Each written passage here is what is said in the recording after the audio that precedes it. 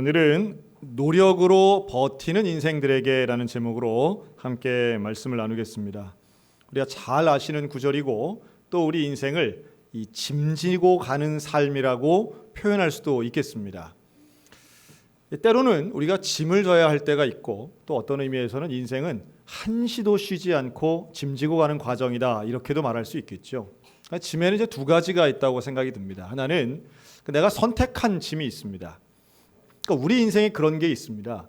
내가 반드시 책임져야 할 짐들이 있습니다. 그거는 포기하면 그건 무책임한 겁니다. 그건 반드시 완주해야 하고 그건 내가 감당해야 되고 그건 그럴 만한 가치들도 있는 겁니다. 그런데 정말 우리를 힘들게 하는 짐이 따로 있습니다. 그것은 어쩌다 보니까 지게 된 짐들이 있습니다. 어쩌다 보니까 지게 된 짐. 내가 의도하지 않은 것인데 이거 내 것도 아닌데 사실은 내 책임도 아닌데 어쩌다 보니까 내 어깨 위에 이만큼 올라가 있는 그런 짐들도 있더라는 거예요.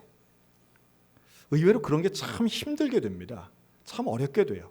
예를 들면 좋은 의미에서 서주었던 친구의 빚 보증이 나에게는 엄청난 채무가 되어서 돌아오는 짐이 있습니다. 또 어린 자녀들 입장에서는 부모님들 때문에 일어난 문제들인데 그 문제가 고스란히 나에게 피해가 와서 참 어릴 때부터 어려움의 상처를 안고 살아가는 자녀들도 있습니다. 정말 성실하게 살았는데 질병의 짐이 갑자기 닥치면서 우리의 가정이, 개인의 인생이 무너지는 경우들도 정말 많이 있습니다. 나도 모르게 된 그런 짊어지게 된 짐. 왜 내 인생이 어떻게 이렇게 되었지? 지나고 보니까 감당할 수 없는 짐 때문에 힘들어하고 어려워하시는 분들도 많더라는 거예요. 그런데 이러한 어쩌다 지게 된 짐도 사실은 장점도 있고 단점도 있습니다. 물론 단점이 훨씬 많지만 유익한 점 한 가지만 꼽으라면 그러한 짐을 통해서 우리의 인생이 발전할 수도 있더라는 거예요. 우리 전 국민이 잘 아는 여성 역도 선수가 딱 한 명 있습니다. 딱 한 명. 장미란이라는 선수입니다. 다른 선수는 우린 잘 몰라요. 그 선수만 압니다. 그만큼 이 선수의 실력이 탁월하고 이루어낸 성과는 눈부셨습니다. 근데 이 장미란 선수가 처음으로 역도 바벨을 잡은 것은 1998년 상지 여자중학교 3학년 때였습니다. 그리고 그가 처음으로 대회에 나가서 1등을 한 것은 그 첫 바벨을 잡은 지 정확히 열흘째 되는 날이었습니다. 10일 만에 전국 규모 대회에 나가서 1등을 한 거예요. 어떻게 이게 가능했느냐? 그 대회에 역도는 체급으로 몸무게로 이제 체급을 정하는데요. 그 체급에 출전한 선수가 딱 2명뿐이었던 겁니다. 그래서 이긴 사람 금메달, 진 사람 은메달이었대요.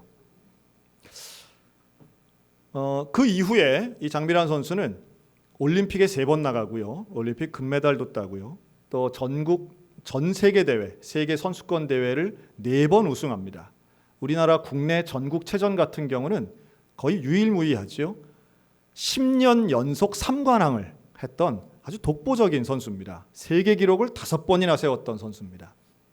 자, 그런데요. 저는 이런 운동선수들 얘기를 들으면 늘 궁금한 게 한 가지 있습니다. 혹시 오늘 오신 여러분들 중에 일생을 살아오면서 한 번이라도 저 혹시 역도 한번 해보시죠? 이런 권면 받아보신 적 있으십니까? 아니면 내가 오늘부터 역도를 좀 해야 되겠다 이런 분 계십니까? 저부터도 한 번도 그런 생각을 안 해봤는데 어떻게 중학교 3학년 여학생이 역도를 할 생각을 했을까? 좀 그런 게 늘 궁금하더라고요. 이런 올림픽 같은 거 보면 저 선수는 어떻게 투포환을 했을까?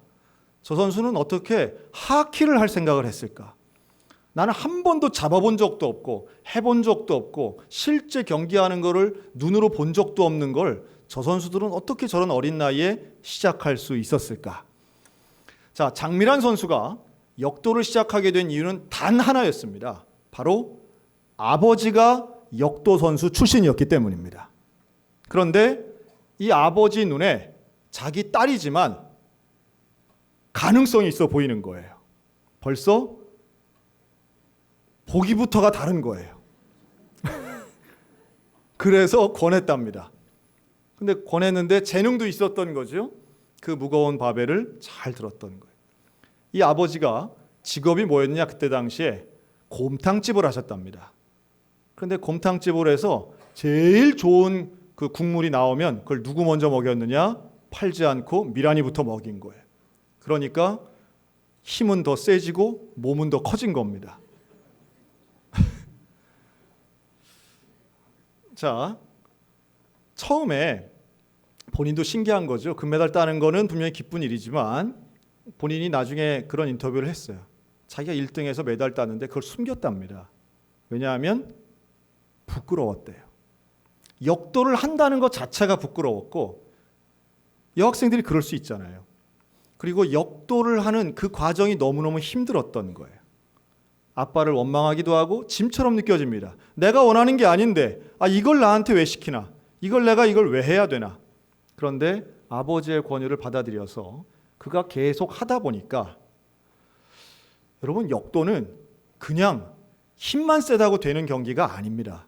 이것은 고도의 훈련과 그리고 몸의 균형을 잡고 아주 절대적인 그 타이밍의 예술이라고 하죠. 그 역도는 신체가 골고루 건강하고 그 힘을 집중할 수 있는 능력이 있어야 승리하는 경기입니다.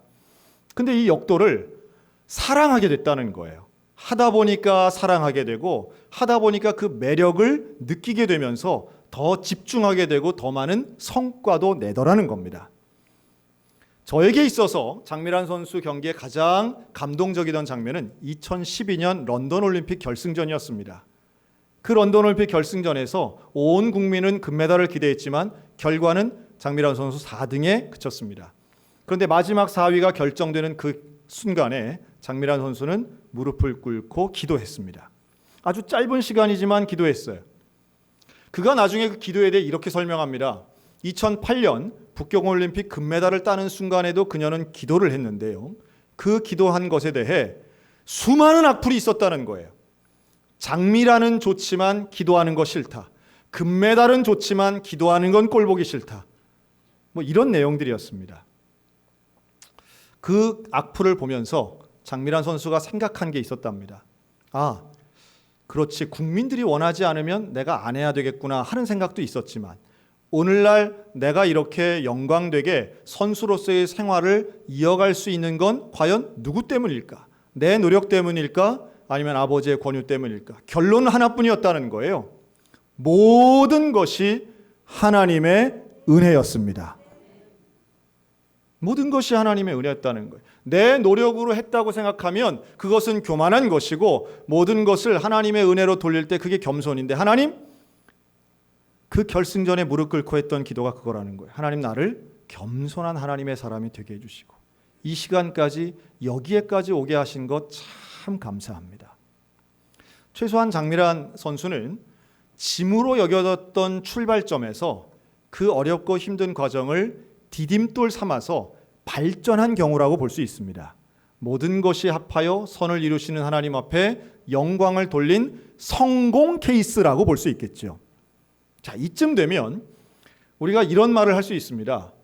그래요, 금메달 딴 선수가 자기의 어려웠던 상황을 극복한 스토리라면 그렇게 말할 수 있겠으나, 내 경우는 달라요. 이런 분들 계실 겁니다. 내 경우는 달라요. 나는 아직도 힘들고 싫고 이 어깨에 있는 짐이 나를 발전시키기는커녕 이 어깨에 있는 짐이 항상 나를 짓누르고 있어요. 극복하면 발전이라고 말할 수 있겠으나 이 짐이 진행 중이면 퇴보 같다라고 하는 겁니다. 자, 이제는 이 인생의 짐의 부정적인 면을 말해야 됩니다. 이 인생의 짐이 우리를 누르고 우리를 숨막히게 하고 우리를 절망 가운데로 몰아붙이는 이유는 전 두 가지라고 보는데요. 한번 따라 하실까요? 끝이 보이지 않습니다. 인생의 고난, 인생의 짐에 끝이 보이지 않는 거예요. 저는 차라리 등산이 쉽다고 생각합니다. 여러분, 등산은 산에 올라가는 게 힘들긴 한데 고개를 들면 뭐가 보여요? 정상이 보여요. 목표점이 보여요. 그게 보이면 이를 악물고라도 올라갈 수 있어요. 그런데 정상이 보이지 않고 한없이 위로 올라간다고 생각해 보세요. 그러면 있던 힘도 빠집니다. 있던 힘도 빠져요. 도대체 내가 힘을 내야 할 이유가 없어지는 거예요. 그때 절망하는 거예요. 끝이 없어 보여요. 어떤 성도의 안타까운 얘기를 들은 적이 있습니다. 특별히 아마 지금도 오신 분들 중에 빚 갚는 문제 때문에 어려워하시는 분들이 있을 겁니다. 부채의 문제는 지금 얼마나 심각한지 몰라요. 뭐 다양한 이유가 있죠. 집을 사기 위해 빚을 내기도 하고요. 사업을 확장하기 위해서 빚을 내기도 하고요. 생활비를 위해서 빚을 내기도 하고 때로는 공부시키기 위해서 빚을 낼 때도 있습니다.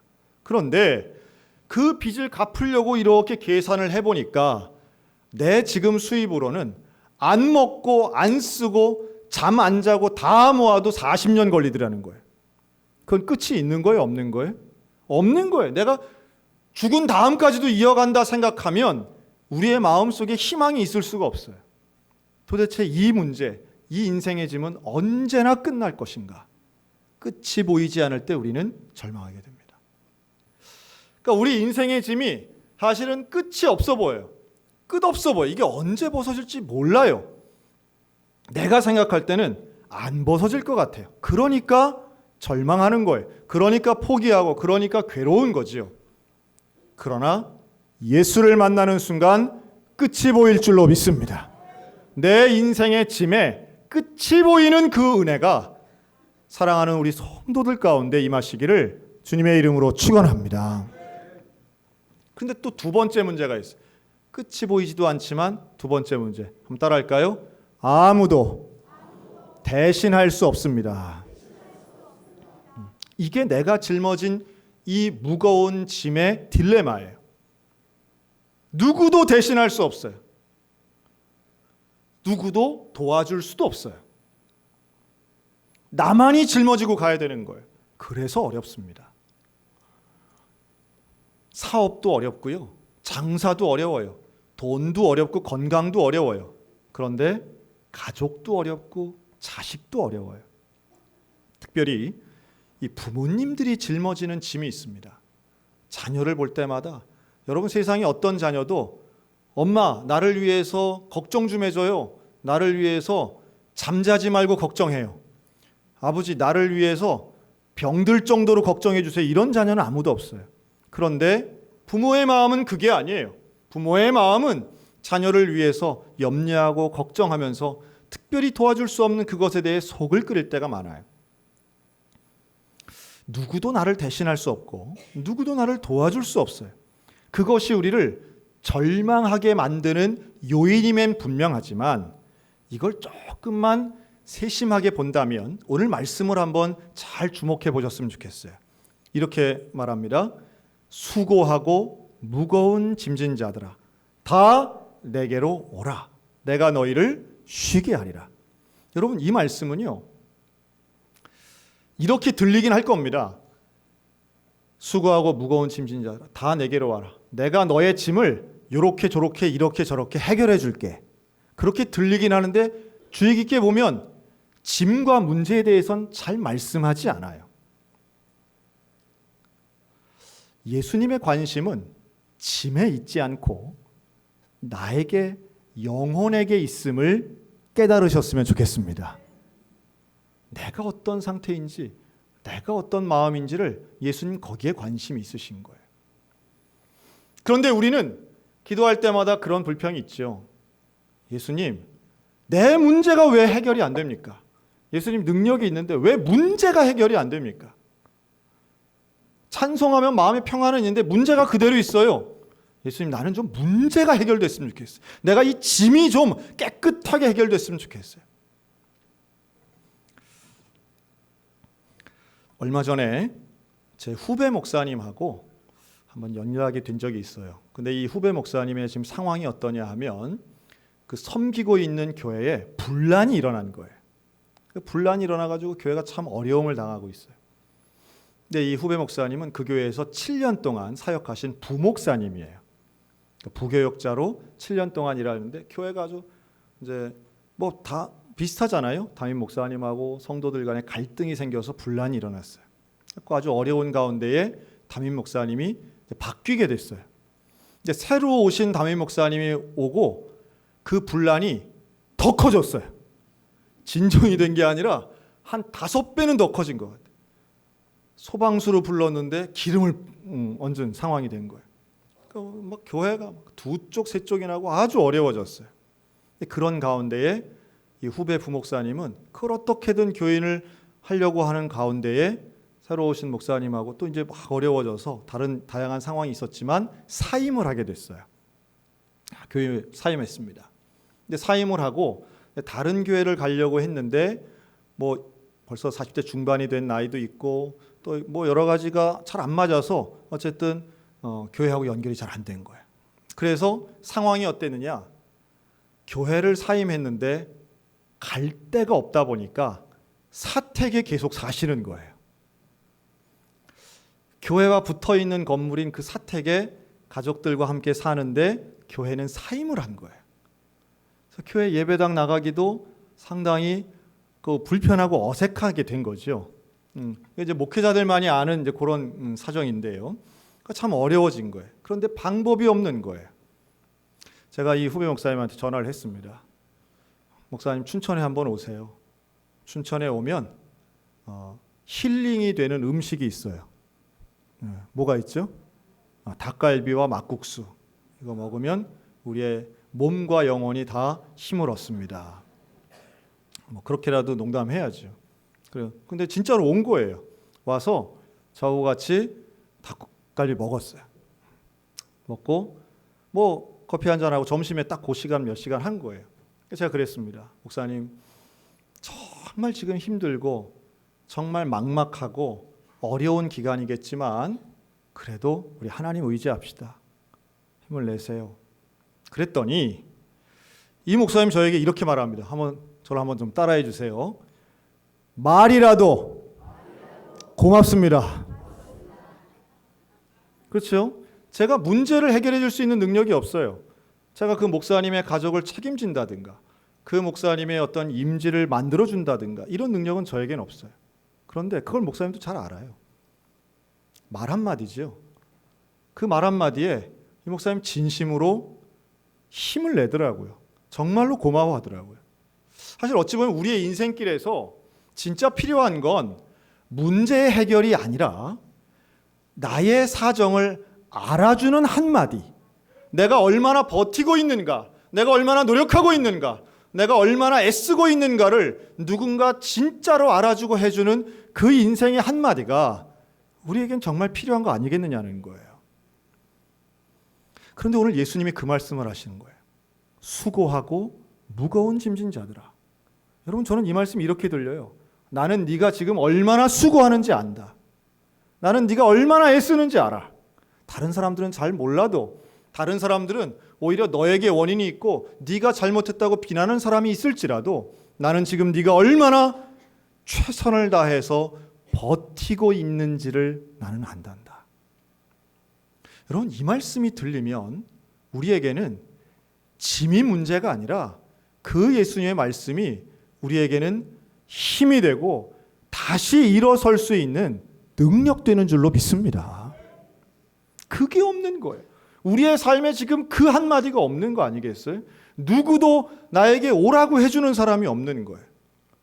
여러분 외로움의 끝은요, 갈 때도 올 때도 없는 거예요. 그러면 이 인생의 짐이 누구도 도와주지 않고 누구도 대신할 수 없는 그 상황에서 나 혼자만 울고 있는 거예요.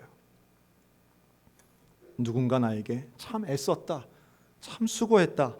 이것이 말이라도 감사합니다가 아니라 그 말은 곧 내 인생의 전체를 가득하게 만드는 충만함의 시작인 줄로 믿습니다. 그런데 이 말을 예수님이 하셨다는 거예요.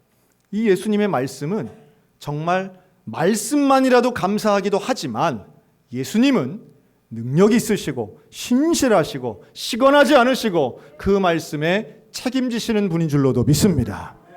예수님은 우리에게 끊임없는 생수와도 같은 에너지를 주시는 분이에요. 그래서 다시 일어설 수 있게 하시는 거죠. 그 유명한 강사죠. 그 김창옥 교수라는 분이 했던 강의 중에 제가 아주 인상 깊게 본 장면이 있습니다. 이분이 그 오지 탐험 가시는 분들을 안시는 와요. 그래서 무슨 사막 울트라 마라톤 이런 데 가서 경기하시는 분들을 만난 겁니다. 그런 데 가서 영상 막 40도, 막 45도 이런 데서도요, 하루 종일 뛰는 그런 경기를 하시는 분들이 있어요. 정말 슈퍼맨 같은 분들이죠. 그런데 가끔씩 그 사막에서 마라톤 하다가 죽는 경우가 있답니다. 상당히 불행한 경우인데. 근데 왜 죽냐 하면 탈수 때문에 죽는 거예요. 뭐 그럴 수 있겠죠. 그런데 그렇게 사고로 죽는 분들을 보면 물이 없어서 탈수가 아니라 물통 옆에 찬 상태로 탈수 때문에 죽는다는 거예요. 좀 이해가 안 되잖아요. 어떻게 그런 일이 있지? 라고 생각하지만 극단적으로 날씨가 그렇게 아주 더운 건조하고 더운 그런 곳에서는 탈수 증상을 우리가 느끼기도 전에 몸에서 땀이 더 많이 나가는 거예요. 목마르기 전에 이 탈수 증세가 와서 바로 어지러워서 쓰러지면 옆에 누가 물을 먹여주지 않으면 죽을 수 있다는 거예요. 그래서 이 전문가 선수들은 목이 마를 때 물을 마시는 게 아니라 일정한 시간이 되면 뭐 몇 분 단위로 물을 마시든지 아니면 자기가 몇 발짝 몇백 보 구보했다 그러면 규칙적으로 물을 마셔줘야 그래야 이 탈수 증상이 안 일어난다는 거예요. 그 얘기를 들으면서 제가 그게 좀 생각이 들더라고요. 어쩌면 지금 우리 인생들도 달려가기에 급급해서 그냥 짐에 신경 쓰다 보니까 짐이 너무 무겁고 가야 할 길이 너무 급하고 그러다 보니 지금 내게 탈수 증상이 일어나는데도 알지 못하고 내 영혼이 메말라가는데도 알지 못하고 그저 바삐 가다가 혼자 쓰러져서 비참하게 멸망하는 일들 혹시 있지 않는가? 예수님 말씀하시죠. 내가 주는 물을 마시는 자는 영원히 목마르지 아니하리니 내가 주는 물은 그 속에서 영생하도록 솟아나는 샘물이 되리라. 할렐루야. 여러분, 예수 그리스도가 우리에게 말씀하시는 내게로 오라라고 할 때는 예수님이 약속하시는 거예요. 뭘 약속하시는가? 내가 너의 쉼을 주겠다. 내가 너에게 쉼을 주겠다. 또 내가 너를 평안하게 하겠다. 그리고 가장 중요한 약속이 있습니다. 내가 너와 함께 하겠다. 여러분, 함께하면 영원한 생수 되신 그 예수님이 나와 함께하면 사막을 걸어가도 죽지 않을 줄로 믿습니다. 함께 가시면 내 짐이 무거울지라도 주님이 뭐라고 하시냐 하면 나의 멍에를 메고 내게 배우라. 멍에를 예수님과 함께 메는 거예요. 내 인생의 짐을 예수님과 함께 메는 거예요. 짐이 그대로 있을지라도 예수님과 함께 메면 그때부터 우리의 인생은 답이 보이는 인생 될 줄로 믿습니다. 막막한 인생이 아니에요. 끝이 안 보이는 게 아니라 예수님이 보이는 인생이 돼야 돼요. 짐이 내 눈을 가려요. 인생의 짐이 내 눈을 가려요. 걱정과 근심이 내 눈을 가려요. 그런데 예수님을 보면 내 마음에 참된 평강이 임할 줄로 믿습니다. 그때의 진정한 기적이 일어나는 거예요. 짐의 해결, 문제 해결, 그러한 놀라운 기적 같은 역사도 예수님과 함께 할 때에 일어나게 될 줄로 믿습니다. 하나를 넘어서면 또 다른 짐이 있는 건 당연한 일입니다. 그러나 짐이 없는 인생을 우리가 기대하지 말고 예수님과 함께하는 인생을 기대하시기를 축원합니다. 너희는 마음에 근심하지 말라. 하나님을 믿으니 또 나를 믿으라. 여러분, 믿음을 가지고 가는 거예요. 예수님과 함께 가는 거예요. 예수님과 함께 가는 그 길이 결국은 예수님을 배우는 길이고 예수님과 동행하는 그 길이 우리 인생에서는 반드시 패배하지 않고 멸망하지 않고 온전한 승리, 참된 평강을 누리는 진정한 구원의 길인 줄로 믿습니다. 우리 예수님과 함께 걸어가는 믿음의 성도들 다 되시기를 주님의 이름으로 축원합니다. 아멘.